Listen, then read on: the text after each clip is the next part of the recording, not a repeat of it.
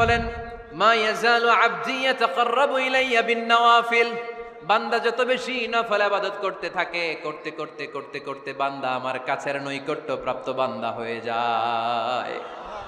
হাত্তা উহিব্বাহু, এরপর আমি আমার বান্দারে এত ভালোবাসি, কুনতু সামআহুল্লাযী ইয়াসমাউ বিহি, বান্দা যখন শুনে সে তার নিজের কান দিয়ে শুনে না, আমি আল্লাহর কানে শুনে। কুনতু বাসরাহুল্লাযী ইউবসিরু বিহি, বান্দা যখন দেখে নিজের চোখে দেখে না, আমি আল্লাহর চোখে দেখে।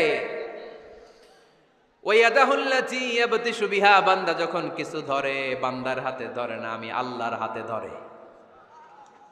ওয়ারিজলাহুল্লাতী ইয়ামশি বিহা, বান্দা যখন হেঁটে যায় ওর নিজের পায়ে হাঁটে না, কেমন যেন আমি আল্লাহর পায়ে হাঁটে। আওয়াজ করে বলতে হবে আল্লাহু আকবার। মানে আল্লাহ বুঝাতে চাইলেন আমি তখন তার কান হয়ে যাই, আমি তখন তার চোখ হয়ে যাই, আমি তখন তার হাত হয়ে যাই, আমি তখন তার পা হয়ে যাই, আমার আর তার মাঝে আর কোনো ফারাক থাকে না, সে আমার একেবারে নিকটে চলে আসে। আওয়াজ করে পড়েন সুবহানাল্লাহ। তাহলে বান্দা যখন নফল ইবাদত করে তখন বান্দার হাত আর বান্দার হাত থাকে না, ওইখানে আল্লাহর হাত যুক্ত হয়ে যায়।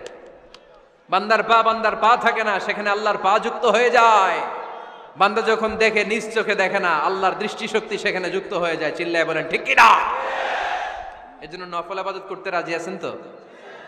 সুনানে তিরমিজির বর্ণনায় আল্লাহর হাবিব সাল্লাল্লাহু আলাইহি ওয়াসাল্লাম বললেন, হাদিসে কুদসি, কিয়ামতের দিন বান্দার যখন ফরজে ঘাটতি হবে, কিসে ঘাটতি হবে? ফরজে। আল্লাহ পাক বলবেন, উনজুরু হাল্লি আবদি মিন তাতাওয়ু, ও ফেরেশতারা দেখো তো আমার বান্দা নফল করছে কিনা। ফরজে যেহেতু তার ঘাটতি, দেখো তো আমার বান্দার কোনো নফল ইবাদত আছে কিনা। ফেরেশতারা বলবে আছে। আল্লাহ বলবেন, তাহলে ফরজগুলার যেহেতু ঘাটতি, নফল থেকে কিছু এনে ফরজে বসাই দিয়ে ওগুলোর ফরজ বানায় দাও। এজন্য নফল ইবাদতের দরকার আছে না নাই? ফরজ তো করাই লাগবে, এটা কম্পালসারি, এটার মাফ নাই, এটা অব্লিগেটরি। নফল করে আল্লাহর কাছে যাওয়া যায়, নফল হচ্ছে ওভার টাইম। নফল ইবাদত কেমন? আওয়াজ করে বলেন।